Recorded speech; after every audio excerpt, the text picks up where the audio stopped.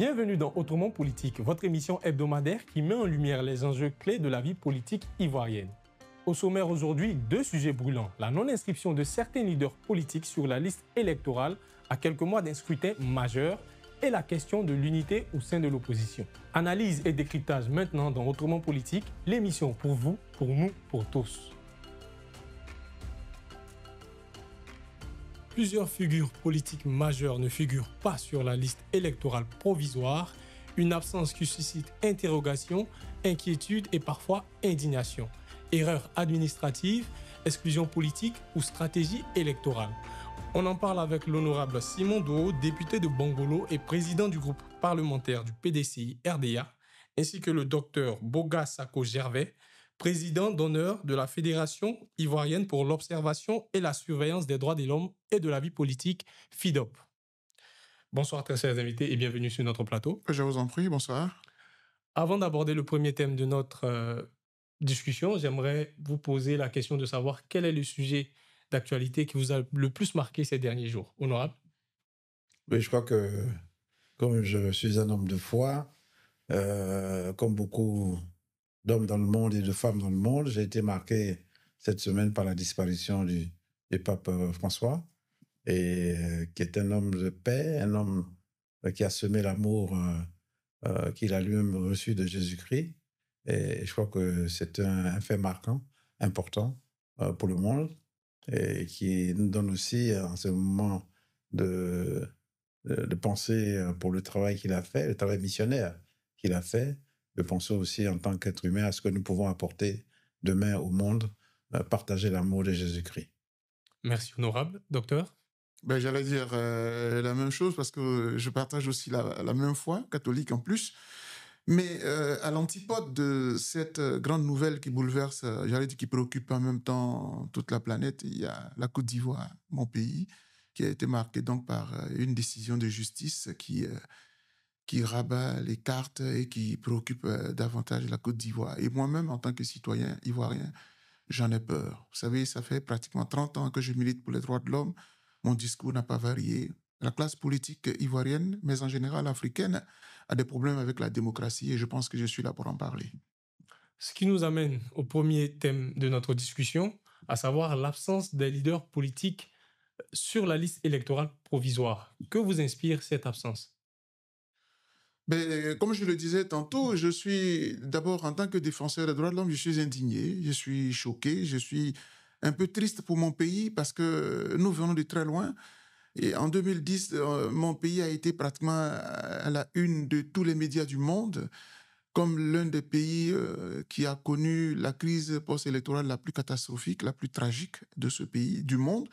Et donc, je pensais que cela allait inspirer quand même les hommes politiques. Et malheureusement, rebelote. On est à quelques 6 mois d'une élection présidentielle. Je vois que finalement, le parti au pouvoir ne veut pas d'adversaires dignes de ce rang. Et c'est le peuple qui est frustré. Parce que vous savez, en tant que défenseur des droits de l'homme, la démocratie est un droit de l'homme. Le vote est un droit fondamental. Donner la liberté à tous les Ivoiriens de choisir qui ils veulent comme leur président. Et je suis triste de constater que le dernier en date, ça va être encore M. Tidiane Tian. Après, M. Laurent Gbagbo, M. Charles Blé Goudé, M. Soro Guillaume. Alors, en tant que, comme les droits de l'homme, c'est du droit, parfois on s'interroge. Vous savez, dans notre milieu, on a un adage qui dit « Lorsque la justice est saisie, tout le monde se dessaisit ». Autrement dit, dans l'état de droit, c'est le droit qui est la règle suprême. Lorsque le droit est dit, tout le monde se tait. Or, nous soupçonnons le diseur du droit de ne pas dire le droit en l'état, en fait. Et ça nous amène à toutes les supputations. Du coup, on est amené à... Souvent, les hommes politiques aiment dire on ne commente pas une décision de justice. Mais quand la justice elle-même, elle est douteuse, elle est soupçonnée d'instrumentalisation, le juge se livre à la vindicte, à la critique des citoyens que nous sommes. Et j'ai le droit de douter, de discuter de cette décision de justice. Surtout qu'il y a eu 3 cas précédents et j'ai l'impression que la volonté suprême du pouvoir d'Abidjan, c'est d'éliminer les potentiels capables de briguer la magistrature suprême et de peut-être de se choisir, comme ce fut le cas en 2020, hélas, l'adversaire qui voudrait. En tout état de cause, je pense que dans le fil du débat, nous aurons l'occasion d'aller dans le fond, parce qu'aujourd'hui, ils sont 4 qui sont exclus de la liste électorale, et les 4 cas n'ont pas forcément la même teneur, mais c'est l'objectif final qui est le même. L'objectif final. Et du coup, ça nous empêche même de rentrer dans la technicité même de la décision. C'est-à-dire, est-ce que cette juge-là avait le droit de tabler sur la nationalité alors qu'elle est interpellée simplement sur la justesse de figurer ou non sur une liste électorale? On aura le temps d'en parler. Pour l'instant, j'ai dit. Merci, docteur. Honorable. Non, je crois que Maître Boga a vraiment planté le décor. On est tous les deux, on partage la même vision. Hein. Ici, nous sommes vraiment peinés pour notre pays. Quand on aime la Côte d'Ivoire et qu'on a dans le rétroviseur toutes les douleurs, les moments difficiles que nous avons traversés et qu'on observe ce qui se passe, on ne peut avoir d'autres attitudes que de la peine, de la tristesse, même parfois même de la honte devant la situation dans le pays. Alors, vous prenez rapidement le cas de président Laurent Gbagbo. Il a été acquitté à la CPI. Le Boudé acquitté à la CPI. Il rentre dans le pays. Nous demandons à Missy pour leur permettre de retrouver tous les droits. Ça fait 2-3 ans. Aucune réponse. Qu'est-ce que nous voulons? Nous voulons la réconciliation. Nous voulons que tous les fils et les filles de la Côte d'Ivoire se retrouvent pour reconstruire, ressouder tous les morceaux. M. Ouattara a passé son temps pendant 15 ans à dire qu'il y a la réconciliation, mais il n'y a pas la réconciliation. Maintenant, il vient nous en rajouter alors que le président Gbagbo et le président Degoudeux ne sont pas inscrits. On est déjà devant un problème difficile. Il nous en rajoute un nouveau. Vraiment, c'est triste. Avec l'exclusion, avec le retrait de la présence du président Thiam sur la liste électorale. Permettez-moi, mais à quoi ça rime, ça répond à quel besoin dans la situation actuelle de la Côte d'Ivoire? Et Maître Boga n'a pas voulu rentrer dans les détails de la... Non, mais si l'occasion s'y prête, on pourrait le faire. Voilà. Parce que, honorable, personne ne peut nous dire que nous sommes dans du droit. Excusez-moi, mais j'ai entendu M. Adjoumani, je crois, il s'appelle, porte-parole du RHDP, qui disait que dans le cas de M. Tidiane, ce n'est pas une décision politique, c'est une question de droit. Il reconnaît donc qu'il y a parfois des décisions politiques qui sont prises. Alors j'en viens juste pour vous dire que dans le cas d'espèce, mais c'est-à-dire ça saute aux yeux de celui qui a le minimum d'intelligence, hein, que c'est une programmation politique, une orchestration bien pensée depuis le 16 décembre 2023. Souvenez-vous de tous les événements que le PDC a traversés, toutes les attaques judiciaires orchestrées en utilisant les militants et les militants du PDC-RDA, récemment Mme Valérie Yapo et d'autres personnes qui sont des militants avérés du RHDP. Bon, alors, et puis après, vous allez arriver au cas où la juge n'a pas dit le droit. Nous ne sommes pas des juristes, mais les faits sont là. On vous pose un problème. Au lieu de répondre au problème qu'on vous pose, vous allez chercher le problème de la nationalité. Mais on ne vous a pas posé le problème de la nationalité. Non, mais ce n'est pas la capacité, d'ailleurs, ce n'est pas de son ressort. Habilité à traiter la question. Non, du tout. Bon, globalement, si vous permettez, monsieur, allez-y. On arrive simplement à une conclusion très simple, qui est celle que Maître Boga a développée tout à l'heure. Monsieur Ouattara et son groupe ont une volonté d'écarter tous les autres candidats, tous les autres Ivoiriens capables de pouvoir compétir avec n'importe quel candidat du RHDP et de gagner. Donc, on est vraiment dans une situation extrêmement grave. J'ai dit peiné, mais la situation est extrêmement grave. On veut ramener nos pays dans la situation dans laquelle il s'est retrouvé plongé pendant 15 ans. 2010, on sait ce qui s'est passé. 2015, même si les gens ont tendance à dire qu'en 2015, rien ne s'est passé, il y a eu des morts aussi en 2015. Oui, tout à fait, oui. En 2020, encore très grave. Alors, vous savez, bon, en chimie, on dit que si vous remettez les mêmes éléments dans ce verre-là, vous allez retrouver la même solution chimique. Donc, ce n'est pas cela que nous voulons pour notre pays. Nous voulons retrouver le chemin de la démocratie. Et vous savez, Maître Boga, qui est vraiment un spécialiste de ces questions de démocratie, peut vous en parler. Mais la démocratie, c'est important. Aujourd'hui, dans le monde dans lequel on est, c'est la démocratie La démocratie, c'est la liberté des peuples. Leur capacité à faire librement leur choix. Vraiment, c'est quelque chose de beau, la démocratie. Et visiblement, M. Ouattara et son clan ne veulent pas de la démocratie. Ils ne veulent pas de la réconciliation. Ils ne veulent pas de la Côte d'Ivoire en paix. C'est de ça qu'il s'agit. Merci, honorable. J'aimerais savoir, nous sommes maintenant à 6 mois des élections, de l'élection présidentielle, et après la clôture des réclamations à la CEI, que peuvent faire ces leaders politiques-là pour remédier à cette situation? Non, les leaders politiques vont faire leur part. En quoi faisant, justement? Non, les leaders politiques vont faire leur part. Mais nous sommes tous des Ivoiriens, vous et moi. Nous avons notre part à faire. Il ne faut pas tout ramener uniquement aux leaders politiques. En tant qu'Ivoiriens, dans la période dans laquelle nous sommes, nous devons prendre notre destin en main.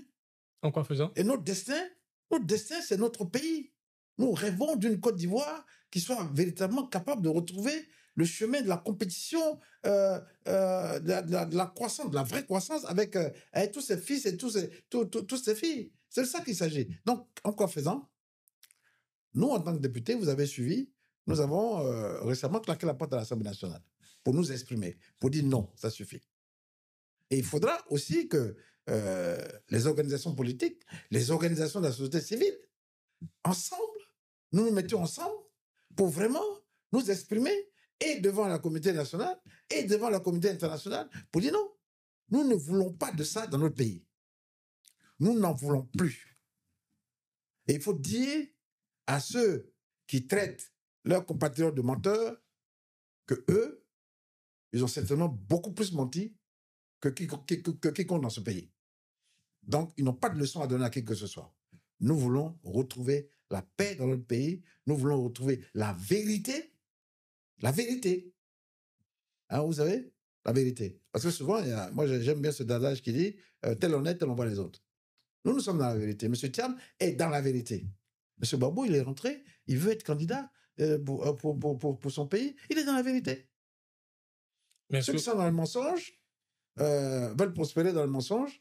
Et nous voulons, à un moment donné, leur dire non, ça suffit, il faut qu'on sorte de cette situation. Merci, honorable. Docteur, est-ce que vous pensez que ces différentes déclarations faites par les parlementaires peuvent mener à une situation qui peut se décanter pour ces leaders politiques?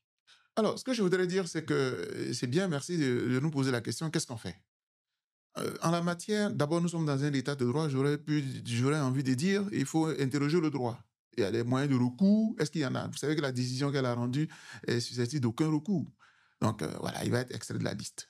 Donc, il y a un certain fait. Je rappelle que dans les cas du président Laurent Gbagbo et du président, comment il s'appelle, Soro Guillaume, à l'époque, la Cour africaine des droits de l'homme et des peuples a été saisie, qui est une juridiction supranationale. C'est-à-dire que, librement, la Côte d'Ivoire a signé des accords internationaux dans lesquels on dit que lorsque la justice de mon pays ne veut pas répondre ou bien régler une affaire, les citoyens, des ONG ou bien même les victimes ont le droit de convoquer la Cour africaine des droits de l'homme. La Côte d'Ivoire a signé, a ratifié ce traité-là. Et la Cour africaine a eu les avocats des plaignants, les avocats de l'État et elle a rendu une décision. Selon cette décision, on était en 2020, injonction est faite à l'État de Côte d'Ivoire de remettre les noms de M. Gbagbo et de M. Guillaume Soro sur la liste électorale. Le président de mon pays, qui à l'époque était très soutenu par la communauté internationale, a donné une réponse choquante. Mon pays est souverain, je n'appliquerai pas cette décision. Mieux, je me retire de cet accord-là. Vous voyez comment la communauté internationale nous regarde. Donc la voie judiciaire est pratiquement bouchée. Premier élément. Deuxième élément, en tant que militant des droits de l'homme, nous, dans notre démarche, on a plusieurs actions. Vous savez, je suis un adepte de Martin Luther King, qui a enseigné ce qu'on appelle la désobéissance civile. Ouais, que beaucoup confondent aujourd'hui avec les désobéissances armées telles qu'on a connues avec une rébellion. Moi, je ne soutiendrai jamais une rébellion. Mais j'ai soutenu la désobéissance civile. Parce que le soubassement de la désobéissance civile, c'est la non-violence. Martin Luther King a obtenu le prix Nobel de la paix en 1964. Et c'est de la même lignée que Mahatma Gandhi. La désobéissance civile, ça veut dire que quand une loi est inique, quand elle est abjecte, je refuse en tant que citoyen de respecter cette loi-là, mais sans armes. Donc, je veux dire par là qu'aujourd'hui, dans mon pays, on ne veut même plus qu'on manifeste. Et ça aussi, ça me choque. Souvenez-vous que le 13 septembre 2024, des jeunes citoyens qui ont une ONG, qui étaient passés même me voir à mon bureau, ont dit, docteur, devant la cherté de la vie, le gouvernement même en est conscient, nous voulons faire une manifestation. Et on a eu des séances de travail avec les autorités policières pour encadrer la marche. Le 13 septembre, ils ont été pris. Ils ont été condamnés. La liberté d'expression, la liberté de manifestation, qui est un droit fondamental, qui se trouve dans la Déclaration universelle des droits, qui est consacrée par la Constitution de mon pays. Donc, dans mon pays, on ne manifeste pas. Quand on ne manifeste pas dans un pays, quand on n'a pas le droit d'exprimer son mécontentement, on est dans quoi? Moi, ce que j'ai appris, ça ressemble à de la dictature. Et je ne voudrais pas que mon pays soit une dictature. Donc, ça fait un deuxième élément que je vous évoque là. Premièrement, la voie judiciaire qui semble boucher. Parce que même si vous allez faire un recours extérieur, le pays ne bougera pas. Parce qu'il dit qu'il est souverain. Je ne veux pas exagérer pour dire qu'il s'en fout, mais ça en est tout l'air. Comme on est sur un plateau respectable, je ne veux pas utiliser des termes un peu, mais c'est un peu gênant. Deuxièmement, on aurait pu dire, bon, on va manifester pour exprimer aux yeux du monde, parce que récemment, j'ai vu un commentaire chez vos confrères de France 24 qui disait que oui, enfin, il faut tenir compte du contexte. Il y avait un verdict qui devait être rendu le vendredi. Le tribunal a reporté. Du coup, les responsables, en tout cas les amis que j'ai eus, ils ont estimé que ça ne valait plus la peine de manifester, surtout qu'ils ont reporté. On attend. Donc, vous voyez que souvent, ces genres de commentaires aussi peuvent pousser les gens à commettre des actes incontrôlés. Je tenais vraiment à le dire. Dernière chose alors, chers amis, ce qui nous reste, c'est le dialogue. Vous savez, le président de la République, là, selon la Constitution, il est le garant de la paix sociale. J'étais aux États-Unis le 10 octobre.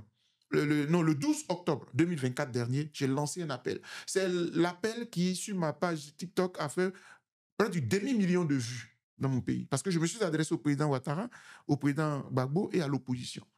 Je suis en train de réitérer le même message ici. Le président de la République, c'est lui qui est le garant aujourd'hui. C'est lui qui est aux commandes. Quand tout va bien, c'est lui. Mais quand tout va mal, c'est lui. Vous savez pourquoi le président Laurent Gbagbo était à la Cour pénale internationale? Non pas que forcément il ait été... C'est vrai qu'on l'accusait d'être l'auteur des crimes qui ont été commis. Mais au moins sa responsabilité était engagée puisqu'il était le président de la République. Et ce message-là, je veux l'envoyer au président Ouattara. Quel que soit ce qui adviendra, c'est lui qui est le responsable. C'est pour cela qu'il est encore temps de lancer un appel à un dialogue politique. Appeler l'opposition, la société civile et le pouvoir. Pour qu'on dise, bon, mettons bas la terre, qu'est-ce qu'on fait? Je rappelle à qui veut nous entendre que le président Ouattara, selon la constitution de 2000, il était inéligible en Côte d'Ivoire. On a parcouru toute l'Afrique jusqu'à ce que le président Gbagbo accepte. Et à l'époque, quand le président Gbagbo prend l'article 48, pour que M. Ouattara soit candidat, je fais partie de ceux qui n'étaient pas d'accord. Parce que l'objectif de l'article 48, c'est que quand le pays est bloqué, le président de la République a tous les pouvoirs pour que la République continue de fonctionner. Mais ce n'était pas pour aller dire qui est candidat, qui n'est pas candidat. Mais il a fait, et selon ce que lui-même nous a dit, c'est au nom de la paix. Je pense que M. Ouattara peut encore le faire pour sauver notre pays. Parce que nous sommes au bord du précipice. Et en tant que citoyen ivoirien, j'en ai peur. Et j'ai dit. Mais pensez-vous que ce dialogue peut avoir lieu quand on sait que le gouvernement a donné une réponse non favorable aux différentes sollicitations? Oui, ça veut dire que, vous savez, il y a des analystes qui considèrent que la politique, c'est un rapport de force. Moi, je dis que ce n'est pas toujours le rapport de force. Et pourquoi? Parfois, parce que si on est conscient, si on est des citoyens responsables, surtout quand on est de la Côte d'Ivoire qui a connu une crise post-électorale qui a fait près de 3000 morts au minimum. Parce que nous, nos statistiques donnaient autour de 10 000 pratiquement. Parce que vous voyez Diogo et tout ce qui s'est passé. Je pense que quand on sort de là, on n'a pas besoin d'avoir un PhD à Harvard pour savoir qu'il faut prévenir les choses. Pendant qu'il est encore temps.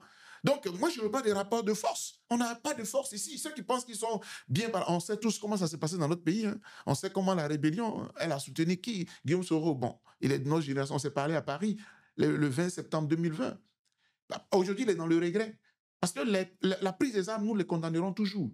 Donc, ce n'est pas une question de rapport de force. C'est une question de responsabilité et de prise de conscience. Il faut être responsable. La Côte d'Ivoire mérite d'avoir des leaders politiques. Regardez comment tout le peuple est là. Aujourd'hui, tous les Ivoiriens sont angoissés. Beaucoup de nos amis cherchent comment on fait. Est-ce qu'il faut qu'on sorte du pays? On ne sortira pas du pays, c'est notre pays. Mais nous devons contraindre les hommes politiques à aller à la paix. Si je suis sur notre plateau ici, c'est pour dire ce message-là. Parce que je ne vais pas me taire dans mon salon, et puis la Côte d'Ivoire va aller encore brûler, et puis demain je vais pleurer. Non, au moins je leur ai dit. Alors j'ai dit. Merci, docteur. Honorable, le docteur a parlé tout à l'heure de l'exemple du président Gbagbo, que vous avez mentionné un peu plus tôt. Est-ce que vous pensez que des personnalités comme le président Gbagbo et le ministre Blé Goudé ne doivent pas d'abord faire annuler les décisions de justice qui ont été prises contre eux pendant qu'ils étaient à la CPI?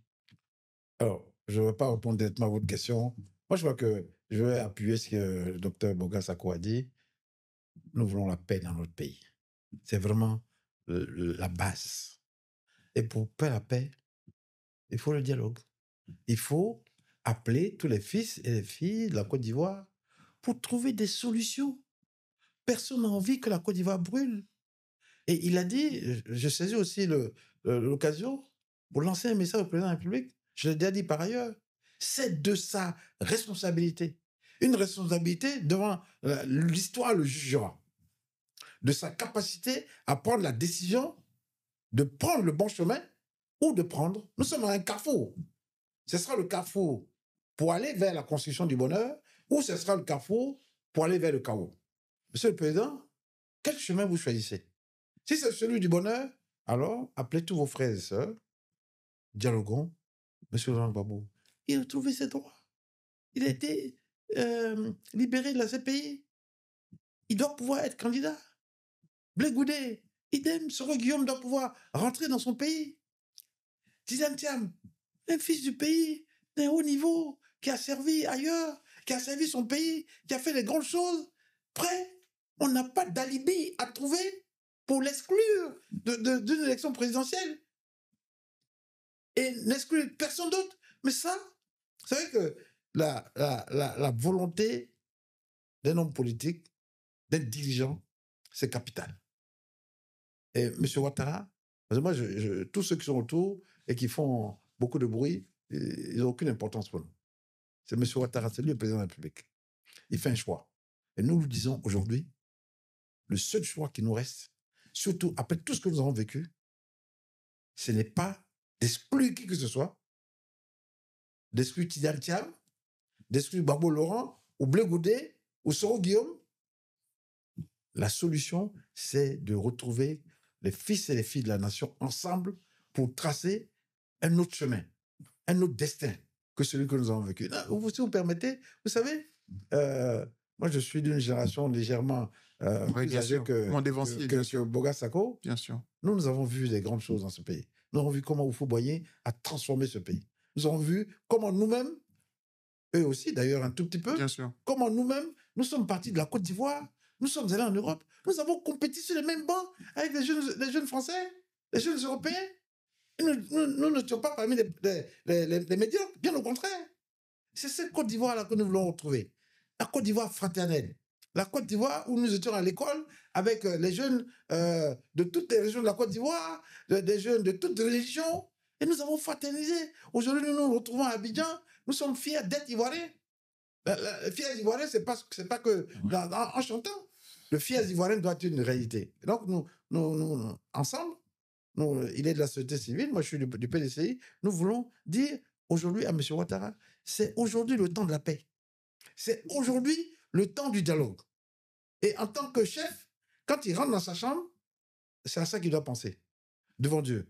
Quel est le chemin que je prends? Ou bien j'écoute les charognards qui parlent à côté, ou bien je m'écoute moi-même devant Dieu et je prends la bonne direction pour mon pays.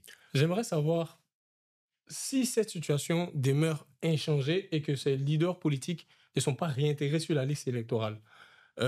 Pensez-vous que cela peut avoir un impact sur la crédibilité du processus électoral? Ah oui, il y a de quoi. Déjà, c'était pas très... J'allais parler un peu comme nos étudiants. C'était pas très joli de savoir que en 2020, le président Ouattara était face à mon ami Kouadio Konan Bertin. C'est pas pour le minimiser, mais en matière de carrure politique des hommes d'État de notre pays, il y a quand même des grosses têtes quand même. Vous voyez, donc, vous savez, quand c'est l'écrivain qui disait « Avec sans péril, on triomphe sans gloire ». C'est-à-dire que quand il n'y a pas d'adversité, tu peux pas en jouir avec plaisir. Là. Donc, quand on élimine Tidjane, quand on élimine Gbagbo, quand on élimine Blé, on élimine Soro, c'est vrai qu'il y a d'autres cadres ivoiriens, il y en aura certainement. Mais pourquoi les éliminer d'abord? De quoi a-t-on peur? Parce qu'on veut gagner facilement. Et ça, c'est malheureux pour la démocratie. Et ça, vous biaisez le choix du peuple. En tant que défenseur, vous allez voir qu'on va tourner, je reviendrai toujours sur mes pattes, de défenseur des droits de l'homme. Parce que c'est ça ma boussole. J'ai le droit, en tant que citoyen, de choisir parmi les fils dignes de mon pays qui je veux pour me diriger. Ce n'est pas à toi de trier les adversaires et puis de me priver de mon choix. Vous voyez ce qui s'est passé aux États-Unis? J'y étais un peu avant l'élection. Le cas de Donald Trump qui est redevenu président, c'est pas un miracle. Ça relève non seulement du bon sens, mais ça relève du fondement de la démocratie. Vous savez que Donald Trump était poursuivi pour des crimes les pires, puisqu'aux États-Unis, on n'avait jamais vu l'invasion du Capitole. Ça dit que la démocratie américaine, quand elle a donné son verdict, même en 2000, entre Al Gore et Bush, on était en train de refaire un décomptage des voix, un nouveau décomptage, et puis la Cour suprême a tranché. Et là, c'est même pas la peine d'aller jusqu'au bout. Bush a gagné l'élection. Toute l'Amérique s'est tue. Vous savez, quand la justice, on est dans un bon état de droit, ça fait plaisir. Tout récemment encore, je disais à des amis, et je crois que je l'ai dit quelque part au cours d'un débat, si on était en Afrique, M. Donald Trump ne serait plus jamais président. Parce qu'il était poursuivi pour des crimes, j'allais dire, très graves, atteinte à la sûreté de l'État. Il a quand même fait envahir le Capitole, ce qu'on n'avait jamais vu. La démocratie américaine s'est toujours présentée comme la meilleure. De toute façon, c'est la plus vieille depuis 1776. Mais qu'est-ce qui s'est passé? Toutes les poursuites contre Donald Trump, c'est comme si la justice, parce qu'elle est consciente de ce qu'on rend la justice pour le peuple, au nom du peuple. Or, dans les sondages, le peuple semble adouber Donald Trump. Donc, si la justice se mêle au débat, elle aura faussé la plus grande démocratie américaine, du monde, j'allais dire, la plus grande. Donc, la justice marque le pas. Et je disais que si jamais l'élection avait eu lieu et que Donald Trump avait perdu, certainement qu'il serait aux arrêts aujourd'hui. Mais le peuple s'est exprimé. Donc cela veut dire quoi? Aujourd'hui, la justice américaine doit être fière de n'avoir pas faussé le jeu électoral. Parce que le peuple voulait cet homme. Malgré toutes les extrémités qu'on peut lui reconnaître, il est un homme extrême, etc. Mais c'est lui que les Américains voulaient. Donc je veux dire par là, et c'est un message que j'envoie à mon pays, mais à toute l'Afrique, laissez les citoyens choisir. Ce sont eux qui sont les détenteurs. Vous n'êtes que des bénéficiaires. C'est vous, enfin, on vous a prêté un peu notre pouvoir pour un certain temps. Et parfois, vous voulez en abuser. D'ailleurs, on avait dit 10, on est à 15. Donc, quand même, ça suffit. Laissez le peuple prendre son pouvoir. C'est à lui que revient le pouvoir. Merci, docteur. Honorable? Oui, vous savez, le dialogue, c'est important. Oui. Moi, je ne suis pas, en tout cas, adepte des solutions qui n'aboutissent pas. Récemment, nous avons eu la visite de l'envoyé spécial du secrétaire général de l'ONU pour l'Afrique de l'Ouest et le Sahel. Mais ils ne sont pas venus là par hasard. C'est parce que, quelque part, des bruits ont été entendus que cet envoyé spécial est venu écouter le président de la République, les partis politiques, dont le PDCI-RDA, et nous avons donné notre avis, nous avons proposé des voies pour le dialogue. Vous savez, il y a une question intéressante qui lui a été posée. Mais quand vous avez rencontré le président Ouattara, qu'est-ce qu'il vous a dit? Sans rentrer dans tous les détails. Et voilà le point de l'envoyé spécial. Très intéressante. Monsieur Ouattara est pour la paix, est pour des élections apaisées en Côte d'Ivoire et il souhaite vraiment sortir dans un environnement apaisé. Passer la main dans un environnement apaisé. C'est ça son plus grand souci. Moi, je m'en réjouis. Et au bout de tout ça, nous espérons tous donc que M. Ouattara sera capable de traduire ce qu'il a dit là dans des actes concrets. Et les actes concrets, on l'a dit, c'est la participation de tous les leaders politiques à la compétition. M. Boga a expliqué les raisons. Deuxièmement, c'est la réforme de la CEI, de l'arbitre électoral. On en a, lui et moi, d'ailleurs, allé en large à d'autres occasions. Bien sûr. C'est mais on va y revenir, la nouvelle révision de la liste électorale.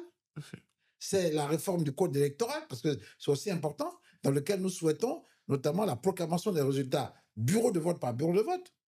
Lui-même a fait une étude il y a quelques années sur la question. Bien sûr. Donc voilà. Donc c'est le dialogue qui a une dimension politique, mais qui a aussi une dimension technique. Et sur ces choses-là, nous sommes prêts au PDCRDA, autour du président Tidiane Thiam, à apporter nos solutions. Les Ivoiriens, je vous le dis, ont la capacité de construire la paix. Et il nous manque un seul signal, c'est la volonté politique du président de la République. Mais en plus, les partenaires au développement, les amis de la Côte d'Ivoire, sont prêts à accompagner le processus. Donc moi, je suis assez optimiste. C'est vrai que les premiers signaux ne sont pas bons. M. Boga Sako a dit que la pression n'est pas forcément une voie. Mais à un moment donné, la pression populaire, la pression des Ivoiriens et des Ivoiriennes sur le pouvoir en place peut aussi nous aider à renforcer. Comprenons-nous bien. Quand je parle de Martin Luther King, ce n'était pas quelqu'un qui était dans son bureau, hein. C'est dans la rue avec des masses et des masses. Donc, d'ailleurs, c'est pour ça même qu'il a été assassiné, parce qu'il estimait qu'il était trop mou. Mais ces masses-là ont influencé. Évidemment, ce rapport de force-là, je le soutiendrai. Mais c'est pas, je veux dire, quand je parle de rapport de force pour un pays qui a connu une rébellion, vous imaginez ce que je veux dire. Mais sinon... Si vous permettez, nous allons compléter un point là-dessus. Pour votre public. Nous ne sommes pas pour la violence. Il faut vraiment que les choses soient claires. C'est ça. Nous allons nous exprimer dans la paix, dans le dialogue, mais nous allons nous exprimer avec toutes les formes de dialogue, de pression qui existent, mais nous allons le faire vraiment dans la paix. Alors, je dis ça pourquoi? Pour vous avez des gens, des jeunes gens d'ailleurs, par rapport à moi, qui sont au gouvernement, et qui crient au loup en disant oui, ne suivez pas un tel parti, etc., parce qu'il vous amène à l'abattoir. Nous, on n'emmène personne à l'abattoir. Nous sommes responsables. Nous n'allons pas casser notre patrimoine. La Côte d'Ivoire, c'est nous qui l'avons construit. Et le PDCRDA a porté la construction de ce pays. Donc, personne ne présuppose que notre ambition, c'est de casser le pays. Pas du tout. Nous voulons construire, et nous voulons le construire dans la paix, dans le dialogue avec tous les fils et les filles de ce pays. Un dernier message à l'endroit des téléspectateurs et des acteurs politiques avant de passer au deuxième thème de notre discussion. Honorable. Moi, je retiens que la première phase de notre entretien, et M. Boga, Dr Boga sera d'accord avec moi, notre interpellation au président de la République. C'est le message clé. Aujourd'hui, c'est le temps de la paix, c'est le temps du dialogue, c'est le temps de la responsabilité, c'est le temps où il faut que la justice joue pleinement son rôle et qu'elle ne devienne pas le porte-avions de quelque acteur politique qu'il soit. Ni du chef de l'État, ni du gouvernement, ni des partis politiques. Voilà le message, en tout cas, que j'ai retenu de cette première partie de notre débat, où nous nous engageons aussi en tant qu'acteurs politiques, en tant qu'acteurs de la société civile, à apporter notre contribution, et qui sera une contribution positive à la construction de cette nation à laquelle nous rêvons, mais qui passe par des élections apaisées, transparentes dans notre pays. Merci, honorable. Docteur? Oui, pour ne pas répéter ce qu'il a dit, j'ajouterais simplement que les lois dans une république sont faites par les hommes. Et ce sont les hommes qui défont les lois également. Lorsqu'un pays se trouve bloqué à cause du droit qui n'est pas dit de façon, j'allais dire, pas humaniste ou juste, mais lorsque la décision de justice pose problème, les hommes avec sagesse s'asseyent et trouvent une solution. Je rappelle qu'en 2000, la constitution de mon pays empêchait M. Ouattara d'être candidat. On a dû surseoir à la constitution, violer la constitution en prétextant l'article 48 pour qu'on ait la paix. Je pense, entre la paix et la loi, je préfère la paix. Surtout quand je viens d'un pays qui a connu, qui a frôlé la guerre civile. Si nous aimons notre pays, saisissons l'occasion. Moi, je ne veux pas que... Parce que parfois, quand les gens sont au pouvoir, il n'y aura rien. Il n'y aura rien. Je sors d'un débat avec un membre du gouvernement, pour ne pas le nommer, qui disait, dans tous les cas, quiconque veut perturber, le pays sera maté, les élections auront lieu à date, etc. Ce sont des paroles de défiance. D'ailleurs, quand on est au gouvernement, Quand on est au pouvoir, on ne défie personne. Nul ne peut défier le peuple. Attention. Face à un pouvoir structuré, l'opposition peine à afficher un front commun. Entre divergences idéologiques et stratégies parallèles, l'unité reste une question centrale. Peut-elle devenir une réalité avant octobre 2025? Très chers invités, j'aimerais savoir si l'opposition en Côte d'Ivoire, en l'état actuel des choses, peut constituer une alternative crédible au pouvoir en 2025. Alors, c'est une très bonne question. C'est une très bonne question. Ils sont nombreux, les observateurs, qui estiment que l'opposition ivoirienne, quelque part, laisse à désirer. On ne leur demandait pas de nous sortir tout de suite là un candidat unique pour toute l'opposition. Ce n'est pas de cela qu'il s'agit. Mais au moins, sur un minimum, vous pouvez au moins vous entendre. Et c'est ce qu'on a tenté de faire à l'époque, avant que l'ordonnance du 12 juin 2000 prise par M. Ouattara, selon laquelle, qui est devenue maintenant loi, selon laquelle la société civile doit se mettre à l'écart des partis politiques. J'avais beau jeu de travailler avec les leaders politiques de l'opposition. Et même moi-même, quand les organisations proches du pouvoir m'invitent, en tant que défenseur des droits, moi, je fais mon travail. Je suis un formateur. À la base, je suis enseignant. Donc, je ne me gêne pas.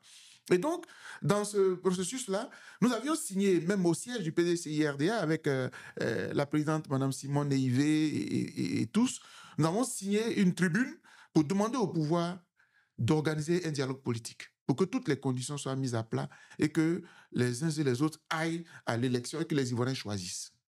Je le dis parce que nous, société civile, on ne fait qu'appeler l'opposition à l'unité d'action. Maintenant, après, si vous voulez, vous pouvez vous entendre comment vous gérez cette question de candidature et tout ça. On en était là. Et je réponds à votre question en deux temps, vous l'aurez compris. Il y a le principe même d'unité, mais là, nous sommes en crise. Et c'est pour cela que dans cette crise-là, l'unité est plus que jamais indispensable. Or, qu'est-ce que j'observe sur les réseaux sociaux? Mais cela me désole. Je ne sais pas d'où vient la polémique selon laquelle le président Tidiane Thiam, dans son adresse, face à cette indignation, cette frustration, il aurait offusqué un parti ou un autre. Honnêtement, je réécoute son intervention et puis je regarde la polémique que cela crée. Le monsieur dit, j'ai fait un sondage. En fait, bon, ça c'est maintenant l'intellectuel qui parle. Ce que j'observe, c'est que, en clair, le monsieur dit, je suis un sérieux candidat. Pour me faire taire, on me sort de la liste. En résumé, c'est ça. Les autres ont vu, ah non, il dit qu'il est le leader de l'opposition, il a fait un sondage, mais faites aussi votre sondage. Vous savez, moi je reviens des 10 ans d'exil. Et pour vous rafraîchir, nos téléspectateurs, c'était M. Gbagbo qui était notre président. J'ai estimé que la communauté internationale avait fait une grosse injustice, je le dis devant l'honorable, qui est là parce que c'était notre combat de longue, et je l'ai assumé de bout en bout. Dans tous les livres que j'ai écrits, j'en ai écrit 6. J'ai estimé que le rôle joué par M. Nicolas Sarkozy contre le président de mon pays n'était pas juste. Et aujourd'hui, j'ai raison. Puisqu'il y a un proche de M. Sarkozy, pour ne pas le nommer, Robert Bourgi, qui a sorti un livre intitulé « Ils savent que je sais tout », dans lequel Nicolas Sarkozy avoue qu'il a vitrifié M. Laurent Gbagbo. Du coup, on avait raison. Vous voyez, on a vécu ces questions et on est allé en exil. Mais en exil, quand M. Gbagbo sort de prison, le président Bédié, qui a maille à partir avec M. Ouattara, décide de lui rendre visite à Bruxelles. Ça a été un débat. Parce que dans l'exil, on avait fait un bloc, comme des jeunes patriotes qui défendaient la démocratie, qui voulaient revenir dans leur pays, etc. Le président Bédié va rendre visite à son frère à Bruxelles. On a salué cela. Mais beaucoup parmi nous ont estimé que non, il ne fallait pas parce que ce n'était pas nécessaire. Pire, Guillaume Soro, qui est aujourd'hui très proche, qui est redevenu très proche de M. Gbagbo Laurent. Je cite ces cas-là pour dire, quand on est en situation de crise, il faut faire preuve de hauteur d'esprit et d'homme d'État. Comment vous pouvez tous éliminer de la liste électorale plutôt que de vous mettre ensemble pour voir les voies et moyens pour être réhabilités et que l'élection dans votre pays soit démocratique pour laisser aux Ivoiriens de choisir? Vous trouvez là dans les détails, dans les mesquineries à vous prendre. Et puis, quelle est l'image que vous envoyez au peuple? Et puis vous tous, vous parlez de réconciliation. Mais comment voulez-vous réconcilier les Ivoiriens quand vous n'êtes pas capable de vous entendre sur un minimum? Ah non, M. Tidiane aurait dit qu'il est le champion. Cher ami, champion là, ce n'est pas dans ton parti. C'est lorsque tu adviennes à la tête du pays. Battez-vous pour advenir à la tête du pays, plutôt que de vous battre sur les détails. Donc je résume pour dire que l'opposition, malheureusement, nous déçoit en tant que citoyens, là où elle devrait se battre, parce qu'elle a des propositions qui nous enchantent. Moi, je vois les programmes, mon pays, je veux du changement dans mon pays. Mais ce changement-là, pour y arriver, il faut qu'on ait en face une opposition crédible. Or là, ce que je constate, alors qu'ils sont tous acculés par des violations du droit, des violations de leur liberté fondamentale, au lieu de se mettre ensemble, je vois des divisions qui ne valent pas la peine.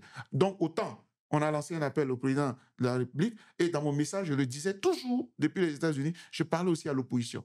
Si vous ne voulez pas que les Ivoiriens vous fassent confiance, franchement, c'est à se désoler de vous.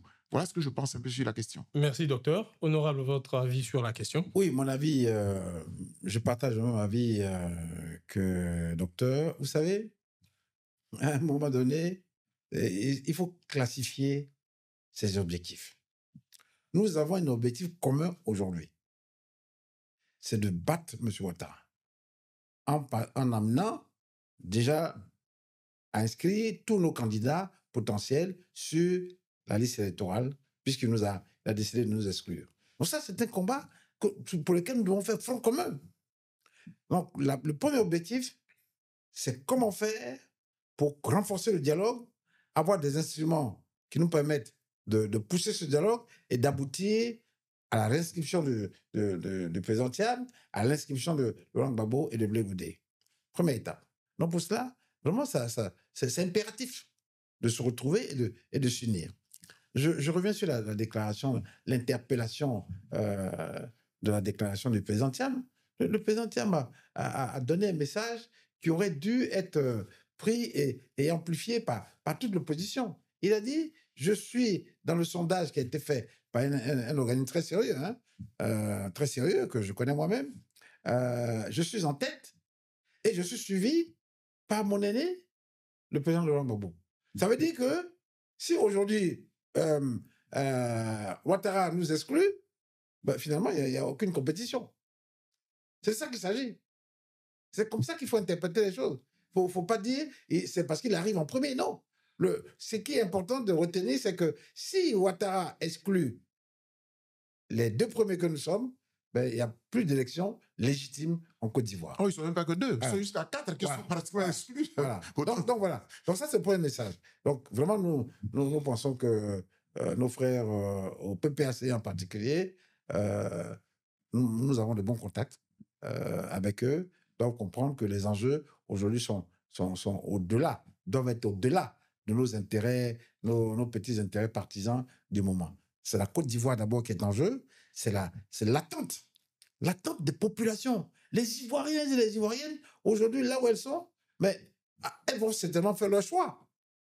Mais ce qu'elles veulent d'abord, c'est la paix. C'est l'apaisement de la situation. Et comme il a dit au début, les gens ont peur. Et ils comptent sur qui? Mais ils comptent sur nous. Ils comptent aujourd'hui sur le PPACI et le PDCI et d'autres partis politiques. Le président Thiam a réussi à faire un premier rassemblement en créant Cap Côte d'Ivoire, qui rassemble base de 25 partis politiques, et nous devons pouvoir aller au-delà. Je vous livre une petite information. Nous sommes déjà en contact avec le PPACI.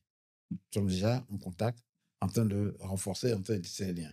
Et ce que je peux souhaiter, c'est que très rapidement, ces contacts que nous avons, qui sont connus du président Thiam et connus du président Laurent Gbagbo lui-même, aboutissent rapidement à une unité d'action. Ça aussi, c'est important. Une unité d'action sur les sujets du moment.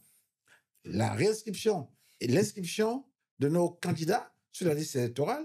Ensuite, il y a la question de la CEI, il y a la question de la liste électorale, il y a la question de la RLE, il y a toutes ces questions qui sont des questions fondamentales. Je répète encore ce que M. Dr Boga a dit, c'est la démocratie. Et le président Laurent Gbagbo qui a fait tout ce combat.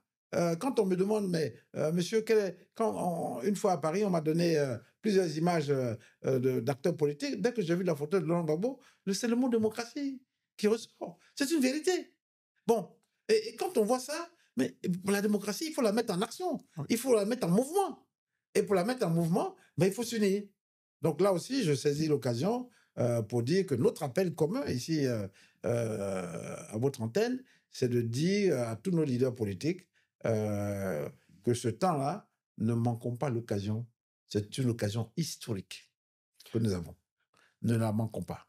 Merci, honorable. Vous avez parlé tout à l'heure d'unité d'action des partis d'opposition. Est-ce que cela est vraiment possible quand on connaît l'existence de deux plateformes, notamment la coalition pour l'alternance pacifique que vous avez citée tout à l'heure et celle du président Gbagbo qui est encore en gestation? Non, je vous ai soufflé une information presque confidentielle. Je vous dis, aujourd'hui, nous avons des liens, nous avons des contacts. Donc, nous sommes en train d'avancer. Parce que aussi, là, il faut être, c'est la politique, hein, il faut aller step by step. Le message que vous nous passez et que je reçois et qui est passé à travers vous par nos populations, c'est-à-dire, d'accord, vous êtes en contact, mais allez vite. Ça, nous le recevons. Nous allons aller vite, nous allons accélérer parce que nous écoutons. Le président Terme écoute aussi l'appel des populations. Et je suppose aussi que notre aîné, le président Gbagbo, écoute aussi l'appel des populations, écoute l'appel que vous lancez. Et donc, très rapidement, nous allons avancer pour que cette relation que nous avons commencé à tisser avec l'accord de nos deux présidents, qu'elle aboutisse très rapidement à quelque chose de concret et à une unité d'action. Parce qu'il faut que demain matin, à partir de la semaine prochaine, on se mette en action sur le terrain pour montrer au pouvoir en place que nous sommes ensemble, que nous sommes en action, que nous voulons l'inscription de nos leaders sur la liste électorale. Mais ça ne va pas se faire dans nos salons, ça va se faire sur le terrain, dans la paix, dans l'ordre. Merci, honorable. Merci, honorable. Docteur, votre avis sur la question? Oui, je voulais juste... il y a quelque chose qui me brûlait les lèvres carrément. C'est certainement de dire... Peut-être que... et ça, je joue un peu mon rôle de conseiller. C'est ça un peu mon travail, en fait. C'est peut-être qu'il faut saisir l'occasion pour essayer de rassurer. Si vous avez des partenaires de l'opposition qui estiment que la déclaration, que moi j'ai trouvée très intéressante, du président du PDCI les a heurtés, peut-être que c'est l'occasion aussi d'apporter une clarification et de lancer un appel, comme vous venez de le faire là, mais peut-être venant même du président lui-même, ça pourrait peut-être rassurer et balayer, parce que vous savez, c'est pas les leaders eux-mêmes qui posent le problème, hein. Ce sont parfois des fanatiques qui sont derrière leur caméra et qui analysent très vite. Et bon, voilà, j'ai vu la première réaction, je ne veux pas le nommer, mais qui a fait une sortie en interpellant tout de suite. C'est parce que les militants, ils ne veulent pas entendre que leur champion est derrière quelqu'un. Leur champion est tout le meilleur. Vous voyez, moi, je finis avec tout ça. Parce que quand on a étudié et qu'on est froid, la politique, là, c'est un jeu il faut être froid. Et puis, il faut analyser. Et les leaders, généralement, ils sont froids. C'est pour ça que c'est un appel que je lance aussi, puisque je suis quand même ici à Autrement Politique. Je voudrais peut-être que le président du PDCI fasse un message, s'il l'a déjà appelé, peut-être le président Gbagbo, mais qu'il fasse un message à l'endroit pour clarifier, pour que les militants du PPACI ne se sentent pas. Parce que j'ai même vu une déclaration du PPACI, déclaration officielle, demandant aux militants du PPACI de ne pas soutenir la manifestation qui avait lieu donc ce samedi au Trocadéro à Paris. Vous voyez que j'ai dit tout ça, on l'a vécu étant en exil. On l'a vécu étant en exil. Où les gens, ils posent des actes. Non, l'heure n'est pas à la division. Parce que, cher ami, là je parle maintenant à l'homme politique que vous êtes. Vous savez, je suis de la société civile, et la société civile, elle est très indépendante. Quand l'opposition ça donne à des turpitudes. Demain, ne soyez pas surpris que M. Ouattara s'éternise. Hein. Parce que c'est ça, ce sera de votre faute à vous. Hein. Et ne pensez pas que... non, parce que si vous n'êtes pas capable du minimum, et ça, c'est le l'acteur de la société civile qui parle à l'homme politique que vous êtes, servez-nous de la responsabilité quand même. Les enjeux de notre pays sont trop colossaux pour que vous en soyez à des détails. C'est pour ça que je demande au président Tidiane, si son propos a heurté, il faut trouver le moyen de réparer très vite. Et comme vous avez parlé des contacts qui sont passés, ces genres d'attitudes-là peuvent rompre les contacts souterrains. Parce que quand on sort une déclaration officielle pour dire n'allez pas à une marche de soutien au Trocadéro, quand même on est loin de la Côte d'Ivoire, c'est quand même assez fort. Oui. Alors, je voudrais, si vous permettez, quand vous donner une information. Vous savez, récemment, lorsque nous sommes sortis de l'Assemblée nationale, j'ai pris contact avec mon aîné, le ministre Hubert Oulaye, avant notre sortie, et je l'ai informé de ce que nous allions faire la sortie.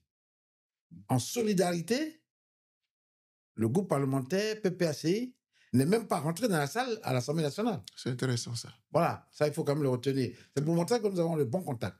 Et après, nous étions obligés d'y aller pour pouvoir délivrer le message que le président de notre groupe parlementaire devait délivrer. Voilà. Mais le groupe parlementaire PPACI était totalement solidaire du groupe parlementaire PDC-RDR. Donc, les choses sont en train de se mettre en place. Nous avons, comme je l'ai dit, des contacts. Le président exécutif du PPACI est un aîné avec lequel nous avons d'excellents contacts. Donc, effectivement, nous allons aussi nous parler pour que les choses descendent à un certain niveau et que montent également à un autre niveau. Mais je veux rassurer votre public, nos frères et sœurs qui nous écoutent, que le président Thiam est vraiment dans la dynamique de l'union et il est conscient et que c'est cette union seule qui va nous permettre de sortir notre pays de l'impasse. Donc, voilà. Merci, honorable. Le docteur a parlé tout à l'heure de la mentalité de certains partisans qui voient leurs leaders politiques comme des champions incontestés. Est-ce que vous pensez que cette mentalité-là peut avoir un impact justement sur l'objectif d'union des partis d'opposition? Non, vous savez, il a dit quelque chose d'important. Et moi, j'ai bien compris ce qu'il a dit. Hein. C'est un appel fraternel. Bon, je crois qu'il y a toujours des petits grains de sable oui, bien sûr. Qui viennent se glisser dans une machine. Et il ne faut même pas, justement, ça c'est le rôle des dirigeants, il ne faut même pas laisser prospérer les petits grains de sable. Il faut créer une dynamique. Autour, je me permets de vous rappeler un souvenir. En tout cas, j'ai contribué, j'ai participé à la visite du président Laurent Gbagbo à Daoukro. Historique. Oui. C'était le 10 août, je crois.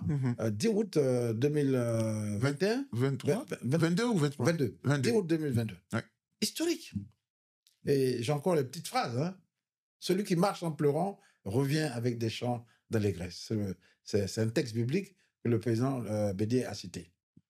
C'était un moment important. Ouais. Et c'est ce moment-là que nous voulons perpétrer. C'est ça. Parce qu'il y a une dynamique nouvelle qui a été enclenchée. Il ne faut pas la refroidir. Et donc, je reçois le message du docteur Sako. Nous allons continuer cette marche que le président Bédié avait ouverte pour pouvoir continuer ensemble dans cette union d'action. Mais ce qui n'empêche pas que quand les élections arrivent, chacun partira, fera son combat propre. Mais il est important que, particulièrement maintenant, nous soyons unis dans l'action. C'est important. C'est très, très important.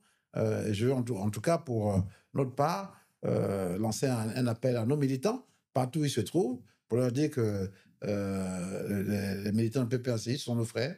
Et il faut que, dans la proximité, ils travaillent avec eux, ils agissent ensemble. Et nous allons aussi... souvent, les choses viennent du bas. Hein? Quand ça monte, le haut niveau aussi accompagne. Mais par contre, j'ai bien compris aussi votre appel pour que le président Thiam appelle son aîné et qu'ensemble, ils envoient des messages à leurs militants, mais aussi qu'ils envoient un message à la Côte d'Ivoire. Parce qu'il y a des militants, mais il y a la quasi-totalité des Ivoiriens aujourd'hui veulent le changement et ils comptent sur nous et nous n'avons pas le droit de les décevoir. Merci, honorable. Docteur, oui. L'honorable a mentionné tout à l'heure le fait que chaque parti mènera son combat propre au moment de l'élection présidentielle. Pensez-vous que l'opposition peut se payer le luxe d'avoir plusieurs candidats au premier tour face aux candidats du pouvoir? Bien, alors, ce que je peux dire sur la question, d'abord, sortons de ce gouffre qui est fondamental. Et donc ici, l'unité d'action est vraiment requise. Et au-delà même de cette crise, hein, parce que je disais sur un plateau de télé que nous sommes en crise préélectorale finalement. Parce que là, une crise d'exclusion de la liste électorale, c'est une vraie crise préélectorale. Et donc, nous devons la gérer pour éviter une crise électorale et post-électorale. Donc, première étape. La deuxième étape, ils le savent, si nous, société civile, on s'était adjoint à eux, c'est parce que les conditions électorales, là, elles sont fondamentales, chers amis.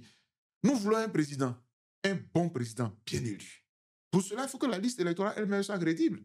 Or, en l'état actuel, depuis une vingtaine d'années, tout le monde décrit la liste électorale. Donc, nous appelons aussi à l'audit de la liste électorale. Donc, ça revient au fait à dire que quand ils finissent de régler la crise dans laquelle on se trouve en ce moment, la crise d'exclusion des listes électorales, là, de tout le monde là, il faut que rapidement la question des conditions électorales, quand je parle des conditions électorales, ça englobe la CEI elle-même, son président, et la liste électorale. Pourquoi je parle de son président? Voici quelqu'un à qui le code électoral, en son article 6, demande de faire la révision de la liste électorale chaque année. Honnêtement, j'ai du mal à comprendre. Le magistrat, là, qui est technicien du droit, l'a dit. Oui, la loi l'a dit. Mais il y a un autre article qui dit que c'est la CEI qui décide de la période. Donc, moi, je décide que ça se fera, mais après l'élection. Quelle absurdité! Nous, on te paye avec notre argent, l'argent des citoyens, pour que tu fasses la révision de la liste électorale chaque année. On est en année électorale. On a besoin que les jeunes qui ont atteint la majorité, qui ont le droit de voter, figurent sur la liste électorale. Et toi, tu décides que tu vas le faire après, mais à quoi tu joues? Et c'est tout ça qui fait que la CEI est suspectée d'avoir un parti pris. Cette façon de ruser avec le droit en disant que je suis magistrat, mais tu ruses avec la loi est très claire. C'est une révision de la liste électorale. Comment tu peux la faire, la révision là, après l'élection? C'est une absurdité. C'est pour cela que tout ce package-là, il faut qu'on le règle. Parce que demain, dans ces conditions actuelles-là, celui qui va être élu, il sera toujours contesté. Il sera toujours contesté parce que les conditions de base n'ont pas été réunies. Et donc, c'est pour cela que la question que vous avez posée de savoir est-ce que l'opposition peut se donner le luxe d'avoir un autre candidat, vous savez, si les conditions électorales sont réunies, mais après, généralement, l'alliance de l'opposition, c'est à quel niveau? Généralement, c'est quand on a fini le premier tour. Les alliances que les gens font en général, c'est que celui qui a franchi le premier tour, il va avoir le soutien des autres. Généralement, c'est comme ça.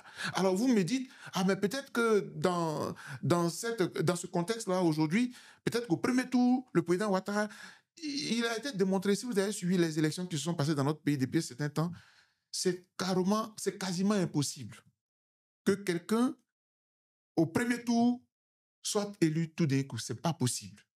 C'est ce qui s'est fait en 2010. C'est pour cela que la communauté internationale a estimé que Laurent Gbagbo a perdu. Parce qu'en face, il y avait les deux autres forces, notamment du RDR et du PDCI. Quand les gens ont fait les analyses, parce que nous sommes des analystes, et parfois il y a des analystes très vérifiés et chiffrés, selon lesquels, quand les il y en a trois forces dans notre pays, en général, il y en a trois.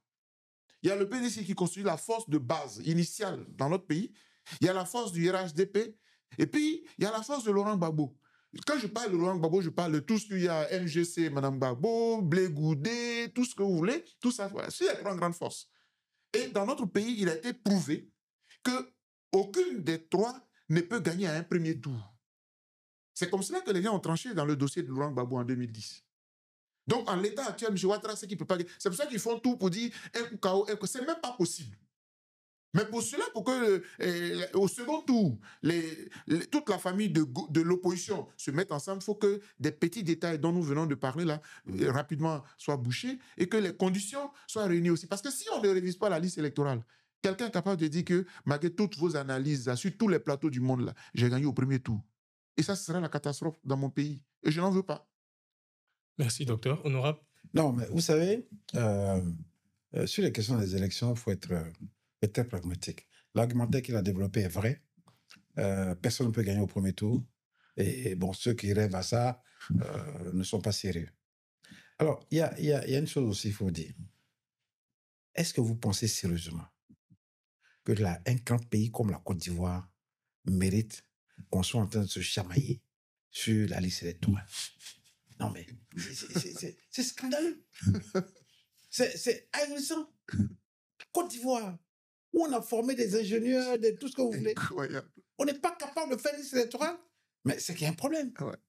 Il y a un problème de fond. Oh, il y a un Guy Souroche. Aujourd'hui, vous avez 60% de personnes inscrites sur cette liste électorale qui n'ont pas de données personnelles totalement au point. Est-ce qu'on est sérieux? Non, mais moi, je suis là, je me pose la question, je dis, mais est-ce qu'on est sérieux? Il s'agit de la Côte d'Ivoire. Et vous avez des gens qui, gardement, vous expliquent qu'on va aller, on ne va pas faire de révision de la liste électorale. Moi, je vous parle, je suis député. Je vais aux élections. Ils savent tous.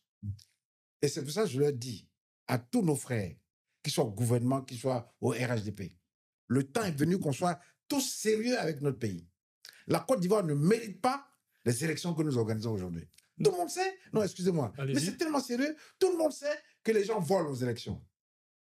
Mais pourquoi ils ne veulent pas se dire la vérité? Ils savent qu'ils bourrent les urnes. Ils le savent. Ils savent qu'ils déplacent des gens qui n'ont pas le droit. Ils savent qu'ils ont entre leurs mains des cartes d'électeurs ou de gens qui n'ont pas droit. Donc c'est pour ça que cet audit, mais c'est important. Il ne faut pas jouer avec notre pays. Est-ce que, non, sérieusement, est-ce que des gens peuvent penser qu'on peut continuer comme ça, dans le vol, dans la tricherie, en organisant les élections? Nous disons, aujourd'hui, la Côte d'Ivoire doit tourner la page. Elle doit tourner la page sur ces choses-là qui sont fondamentales. Vous savez, dans les bureaux de vote, les machines qu'on a, les machines ne marchent pas. Et vous regardez ça, vous dites, alors je raconte toujours cette anecdote, pendant que j'allais à des élections, il y a un vice-président gaillardement, la CEI qui m'appelle. Bon, monsieur, je vous appelle parce que vous êtes le candidat, c'est pour vous prévenir qu'il n'y a pas de sticker le jour du vote. Et ils le savent. Est-ce qu'on est sérieux?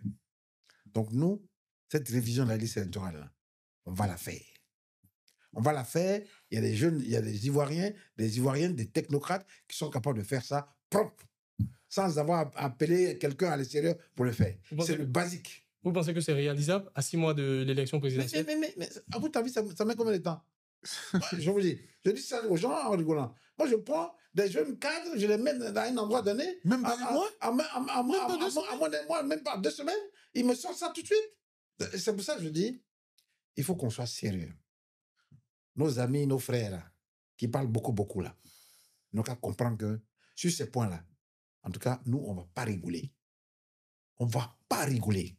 Et il n'y a personne dans ce pays qui va nous empêcher de faire en sorte que nous fassions cette nouvelle liste électorale auditée. Parce qu'il s'agit du respect de notre nation.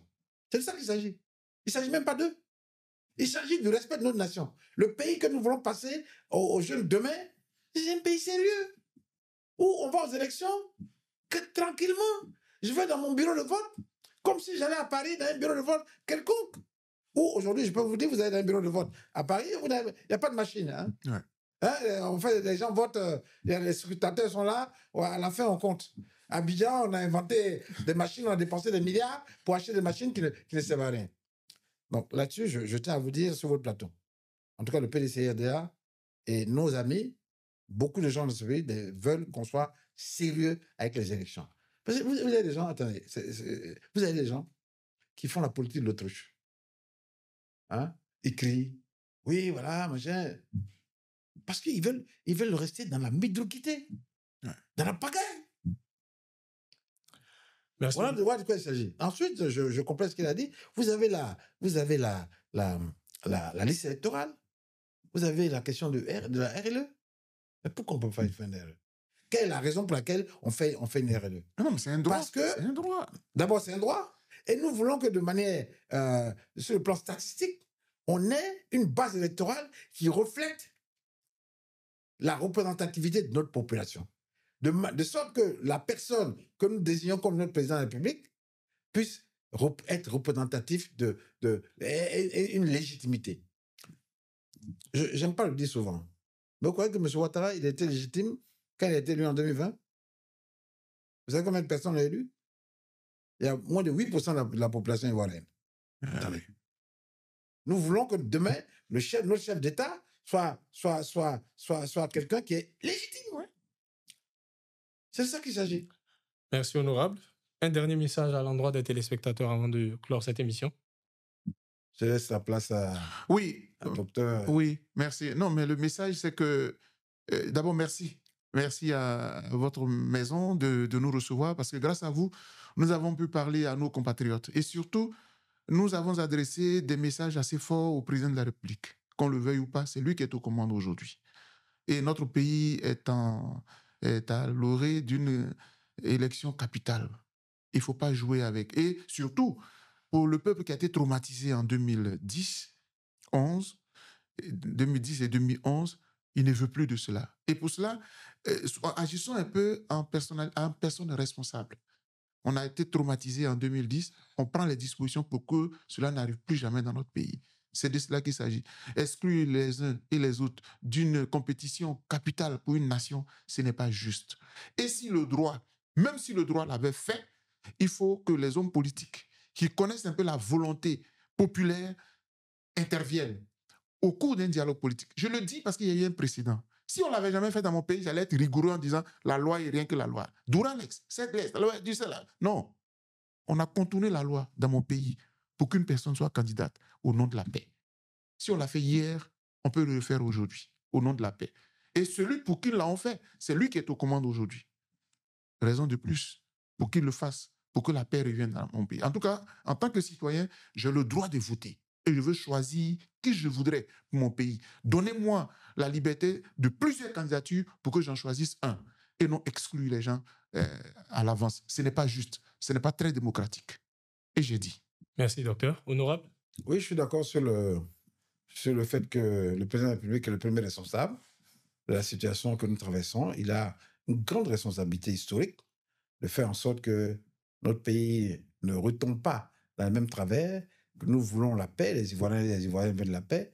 Ils veulent engager une nouvelle voie, qui est la voie de la fraternité, de l'union, du rassemblement des Ivoiriens et des Ivoiriennes. Et ils veulent, comme le docteur l'a dit, ils veulent avoir la liberté de choisir. Ils veulent choisir, pour ceux qui aiment Cheikh Tidiane Thiam, ils veulent choisir Cheikh Tidiane Thiam, et nous ne voulons pas qu'on instrumentalise la justice pour exclure Cheikh Tidiane Thiam. Nous voulons que Laurent Gbagbo, Blé Goudé, qui ont bénéficié d'une libération de la CPI, puissent participer librement. Nous voulons que Soro Guillaume revienne dans son pays et qu'il puisse aussi apporter sa contribution à la construction de la nation. Et cela passe par une volonté politique, par le dialogue politique, avec des aspects techniques et des aspects purement politiques.